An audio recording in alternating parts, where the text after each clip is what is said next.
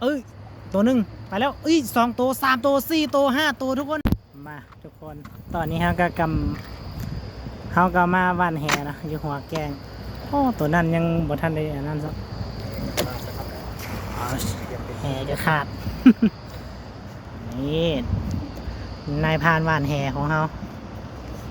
ใส่เบิ่งดูโอ้เซ็ตคลองบาทนี่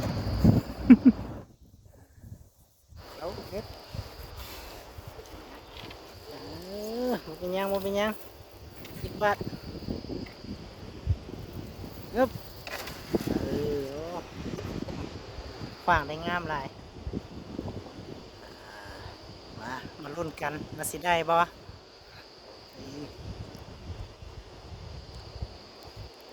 ฮึบจังใดจังว่านี่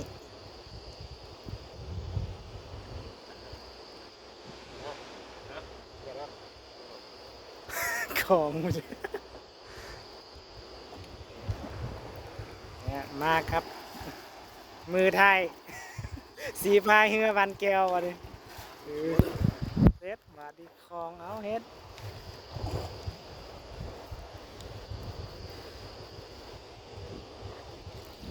เป็นยังอีกบ้านอีกบ้าน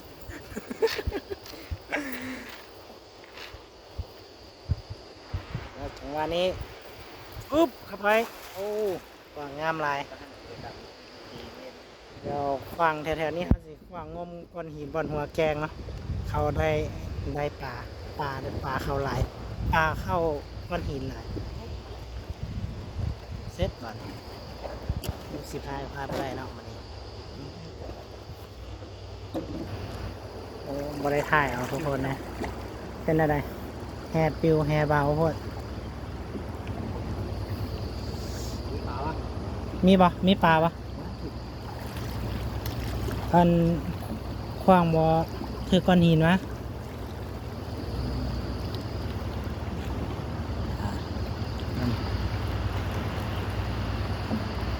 จังหวะนี้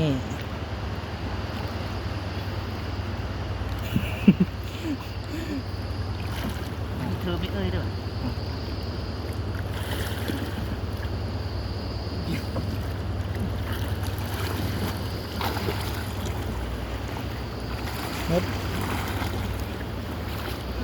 มันมีตัวใดดำว่านดูนะมีตัวในกับพวกไปบ่ลองมึงดูกันจังไรมีปลาอยู่ปะใส่โอ้ปลาปากเนาะปลาตะเพียนทุกคนนี่ได้เนาะเซตไปแล้วตัวหนึ่งตอนนี้โอ้ตัวนี่มันเป็นเขาขวางแหเนาะว่านแหกวมมาหินแล้วเขาก็ลงงมป่าในในก้อนหินเพราะว่าป่ามันสิเข้าไปอยู่ในลึกหินก้อนหินทางในแต่เฮาตอนนี้เฮามีพวกหนึ่งมาขวางก่อนแล้วเนาะมาว่านก่อนแล้วมันก็เลยบ่ค่อยได้ปานใดเฮามาขวางตามหลังเขาแต่ก็ยังได้อยู่ยังได้อยู่ถ้าอีกค่ำกว่านี้ก็หน้าป่าน่าจะเข้าแล้วแต่ก็มาเอาบรรยากาศเนี่ยนะอยู่ห่างแก้งอยู่หัวแก้งเนี่ยสายป่าไปแล้วบ่อ๋อยังคิดว่าไปแล้วป่าตะเพียนใหญ่นะทุกคนกับบ่ใหญ่บันไดไส้พอดีกินมันใส่เบิ่งดูผลงานนี่เนี่ยใส่งามๆเลยเนี่ยครับ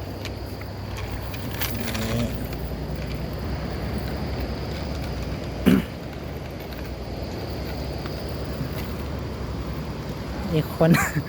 นหนึ่งยังดำหาก้อนหินใหญ่เนาะเพราะว่าเขาจะ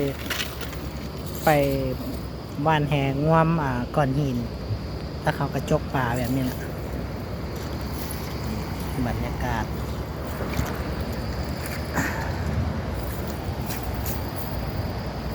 ขึ้นเรือไปพุ่นป่ะโอเคเดี๋ยวพายเรือก่อนทุกคน มือกองกับแม่นมือพายกับแม่นได้เลย มาทุกคนตอนนี้เขาก็ได้ง่วมก้อนหินแล้วเขาพอได้อัดเอาเพราะว่าค่าแต่พายเรืออยู่ ตอนนี้กำลังจับได้ตัวปลาเนาะใส่โอ้ยอ้าวรู้แล้วโอ้ยเนาะเสียดายเลยยังตัวใหม่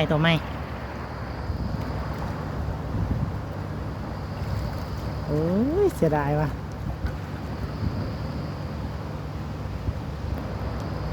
รุ่นมันยังมีตัวใดอีกบ่มานี่นะน้องงมนี่นะน้องงมก่อนนี่อ่ะว่างมปลามือนี่ได้แล้วตัวเดียวครับพอได้อยู่นะ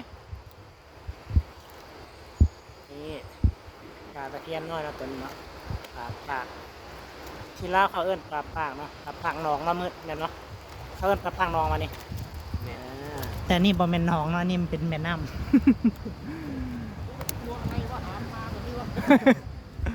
นี่เนาะทุกคนบรรยากาศดีนี่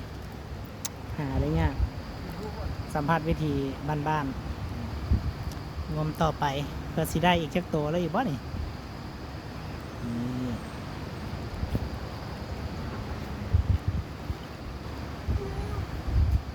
โอ้ย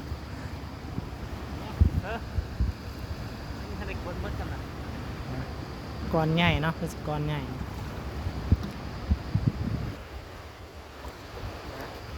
น้ำก็แห้ง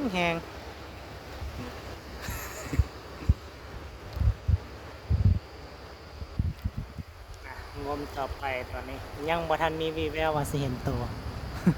เดี๋ยวเราสิมาเก็บป่าของเราก่อนเนาะนี่ได้2 ตัวเดี๋ยวสิดักเติมอีกว่าสิได้บ่โอ้เนื้อกระไหลแห้งเลย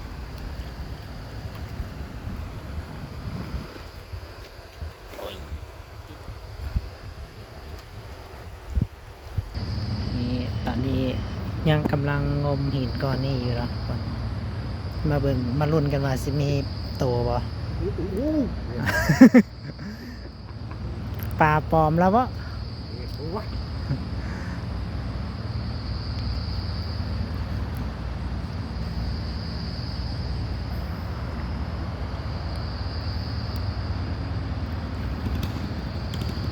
ผมต่อไป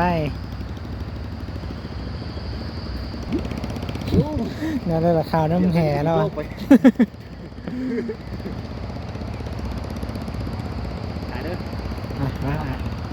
ใส่ขอเบิ่งเนี่ยนะมาลุ้นกันว่าไผ่สิได้ปลาก่อนกันเนาะสอนระหว่าง2 คนนี่เนาะเอาคนนี้ขึ้นมาแล้วว่าจังไดเอาลงไปไม่บ่เห็นเอาคนนี้เด้เป็นแนวใด ไผ่สิได้ก่อนกันเอามาลุ้นกันเนาะมาอย่างไรงมเท้าๆอยู่นี่แล้วเบิ่งน่านขึ้นมาแล้วปลายังไงนี่ปลาซาทุกคนโอ้ปลาหายากแล้วนี่โอ้ยกว่าสิหากินได้บ่ทันแม่นธรรมดาโอ้นี่ลักษณะของปลาซาอันนี้จริงมันโตใหญ่กว่านี้ทุกคนโตแต่อันนี้มันบ่อยากมีละโตใหญ่มันมีแต่โตน้อยปลาอยากเมิดละทางนี้จังได้ไอสิได้อีกบาทนี้ได้แต้ม1แล้วเนาะหินก้อนนี้จังได้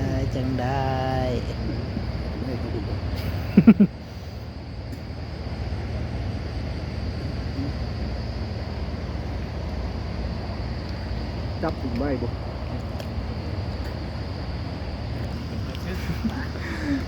ก่อนบางใหญ่ได้ตัวเดียวเนาะก่อนนี้เนาะใหญ่นี่อยู่ได้หินเอาไหม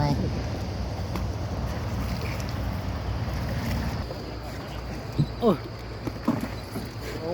เฮาอัดคลิปถ่ายคลิปบ่ทันทุกคนนี่ได้2 ตัวเสียดายไป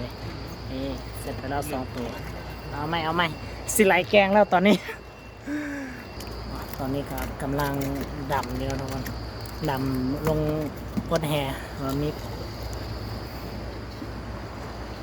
เป็นอะไร ตั้งกลกีเดอยู่วะ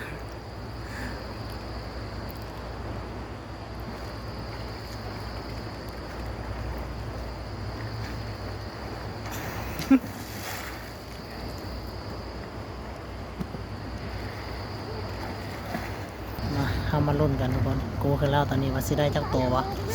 เอาแล้วจังหวะนี้เป็นแนวใด เอ้ยตัวหนึ่งไปแล้วเอ้ย2 ตัว3 ตัว4 ตัว5 ตัวทุกคนนี่โอ้ยเหงือกระสิไหลวันนี้เอา ตายกูตายนี่อุ้ยมาก้อนหินขึ้นมาพร้อมตอนนี้ 4 ตัวเนาะปลาอย่างนั้นนะปลาหมูเนาะเนี่ยปลาหมูไซโซ5 ตัวอะโอ้5 ตัวทุกคนปลาหมูแล้วก็ปลาปากเนาะนี่แล้วตัวนี้นี่ของแท้เออ ได้การนี่จ้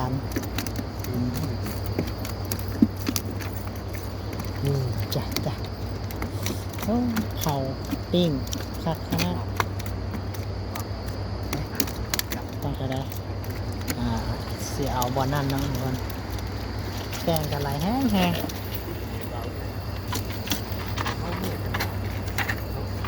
เอาใหม่อีก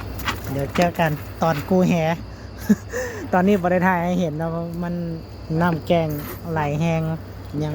บ่มือบ่ว่างเนาะทุกคนเดี๋ยวเจอกันตอนกูแห่ใหม่ น่าจะได้อันก็ขอนใหญ่ขึ้นมาแท้วะ โอ้ป่าใหญ่เว้ยโตจนได้อูมขึ้นมาเลย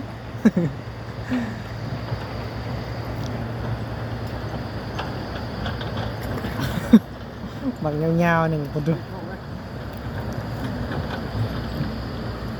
ปลาทิมเอาไหมโอ้ย ปลาตัวใหญ่ตัวนี่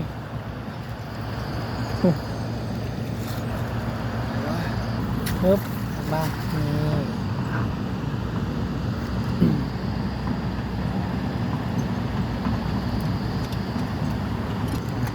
ก็นะทุกคนได้ผลงาน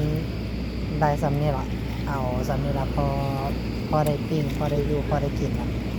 เอาลายละยอมไม่เท่าหน้า ครับ ไปกลับกินข้าวไปนี่